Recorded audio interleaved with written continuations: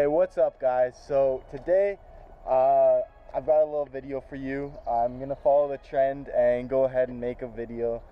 A few things I hate about my 350Z Nismo. It's a 2008, it's the red one. 350s they made, for the Nismo at least, they made in red, white, a silver, and black. I'm pretty sure. My mind's slipping right now, but those are all the colors. So that being said, I'm just gonna go ahead and make a quick little video. A few things I hate about this car. Not necessarily hate, I love this car. It's been my dream car forever, and the fact that I have a 350Z Nismo in Canada is, I can't believe it. It's an extremely rare car to begin with, but out in Canada you don't see a lot. Honestly, before I even got this car myself, I've never seen one in person other than Instagram, and I don't hate this car at all. I love this car. I've wanted this car forever. It's honestly one of my dream cars, and I'm not trying to knock the 350 or anything, but it doesn't matter if you have a Lamborghini or Honda Civic, there's going to be a few things that you're just not going to like about it. And that being said, let's go ahead and get into this video. Alright, so first things first. The first thing that I hate about the 350s, any 350, and I hate it so much I actually don't even have it on my car right now because it's the first thing I changed. But you go ahead and see how I got those clear JDM reflectors up in the front, and they make your car a world of difference. They make it so much more clean, and they just make it look like a more expensive car. I'd say the other ones are pretty cheap. If you don't know what I'm talking about, they're the OEM orange. So these are the strips I'm talking about. I went ahead and replaced them out with these. So you can see the difference. These are just ugly, and there's literally no need to have these on your car. I think those are about, $100 maybe. I got them secondhand off a Facebook group, so I paid about $40, I think it was, for them. But you can get, I think they're like $160 if you spend a bit extra money. I bought them used, so I didn't really care too much, but if you're gonna go ahead and get them brand new, I'd say spend an extra $50 and you can get the LED ones, and you can turn those lights into fog light, or the reflectors into fog lights, and they look a lot more aggressive, and they're just all around better. You get fog lights, so it's pretty cool. If you are thinking about getting those brand new, I'd say just go ahead, don't get those, because they're not lights or anything. They're literally just clear reflectors. Instead of spending $80 shipping, all that, spend a bit extra and get the LEDs. That's what I'd say. Alright, so number 2, and like every other Z owner, I have to go ahead and complain about the space that this car has. So, climbing inside the car, I've got pretty much no trunk. The trunk's non-existent. As you can see back there, there's not a whole lot going on. Up front, I've got this right here, which you can put a wallet in. Here you have 2 supposedly drink holders, but I'm telling you right now, if you go to McDonald's or anything and you get 2 drinks, they're not going to fit in there. Even a large won't fit in there. I've got a Gatorade right here, which barely fits in the side right there. But as you can see, it's pretty tight for space once you put it in there. And then if you're shifting gears, this is just going to be right in the way, and it's annoying. So I usually keep that closed. This, you have another drink holder, which it's bigger, but then again, you have drinks all the way back here if you're shifting gears. So you can take that out and have a bit more space, which honestly is probably the smarter thing to do, but I don't keep much stuff in my car. Then going ahead, if you guys don't know, there's no glove department in the 350Z. There's nothing there. So the glove department, you gotta put your seat back, and if you have anybody in the passenger seat, they have to get out of your car, and your glove department's back here. It is quite roomy, but it's just way out of the way. You gotta put the seat back, and it's just all bad. You got these 2 little compartments back here. There's one there, and then there's one there, which are kind of helpful, but you still can't put a whole lot in there. So that's kind of what the space inside the 350Z. It's a true sport car. So you can't buy this car and then get mad that there's no space because you're buying a sport car. So you just got to accept the fact that you're not going to have a whole lot of space and it's not meant to move stuff around. Alright, so just adding on to number 2 a little bit, this is what your trunk looks like. So I know some guys go ahead and throw subs either underneath here or in the back. I don't think I'm going to do that just because I want to have a little bit extra room. I know this beam's meant for stability, but it takes so much room up. You honestly could have a decent sized trunk if you didn't have that beam there. You can maybe, only because of that, fit one suitcase if you're going anywhere. I don't usually keep much in my car, but I've had a few hoodies in there and it takes up most of the room. It's not a whole lot of room, but like I was saying, you can't get mad at this car for not having space because you're buying this car because it's a sport car, not an SUV.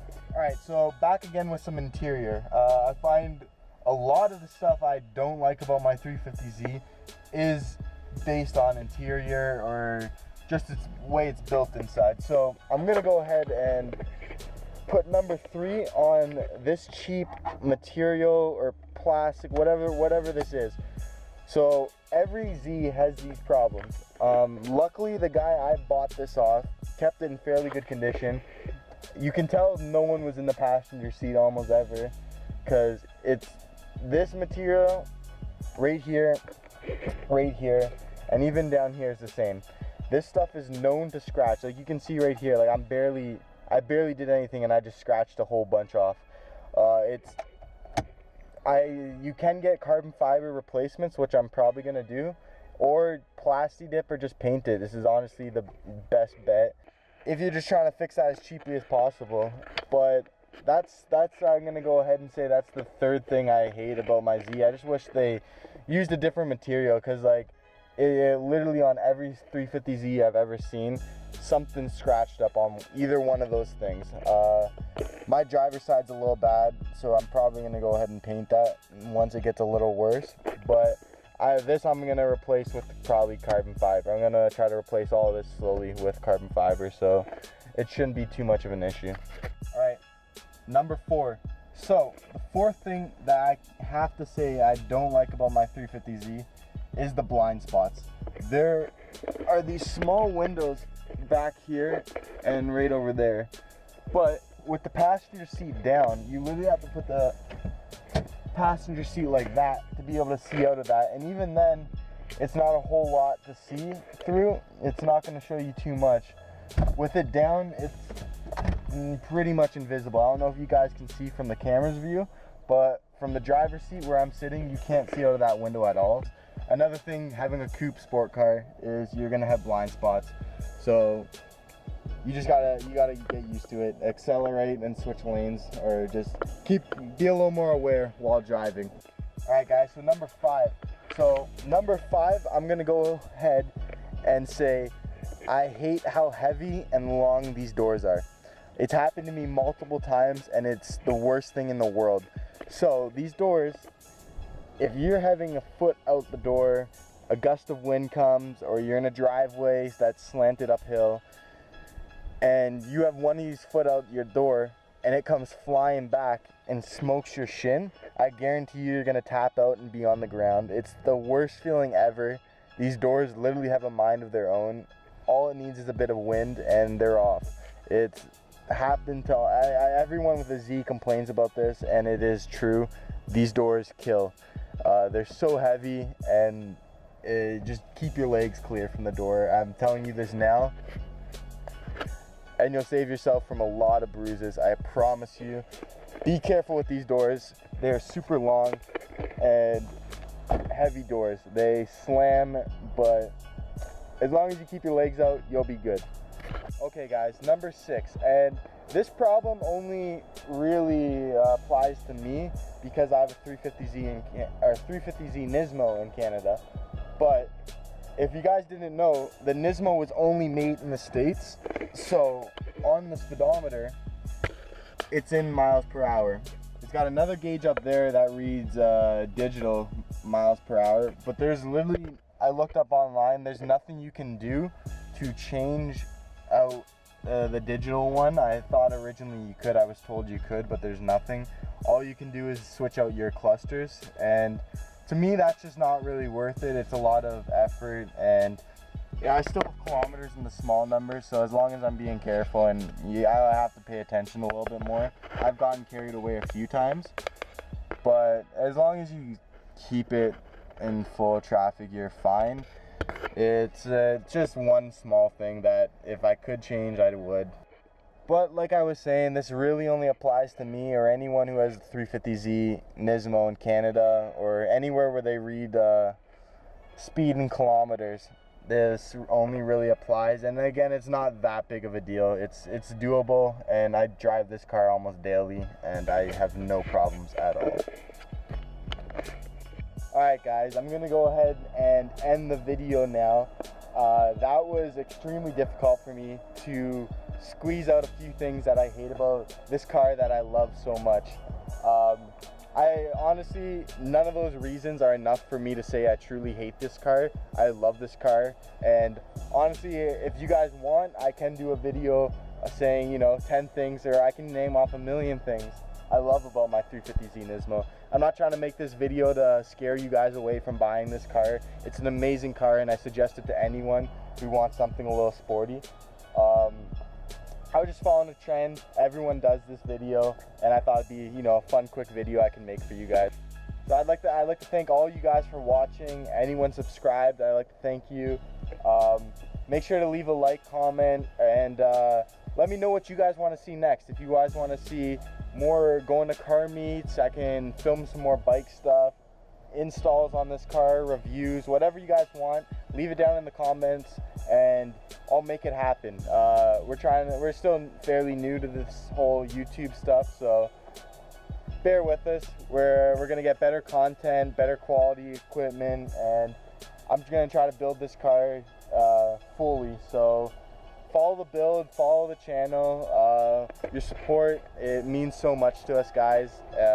It's the only reason why we're really out here making these videos. So hopefully this video was helpful for anyone who's in the market for 350Z. These are just a few things you're gonna have to deal with, unfortunately, owning one. They're not even enough to really say you shouldn't get this car, because this honestly is, my opinion, one of the nicest looking cars you can get. Even just the normal 350s, they're amazing, reliable cars. I'm not knocking the 350 at all. I love this car. I highly suggest it to anybody. These are just a few things you're gonna deal with. Like any car, you're gonna have to deal with a few minor issues. But other than that, I love this car.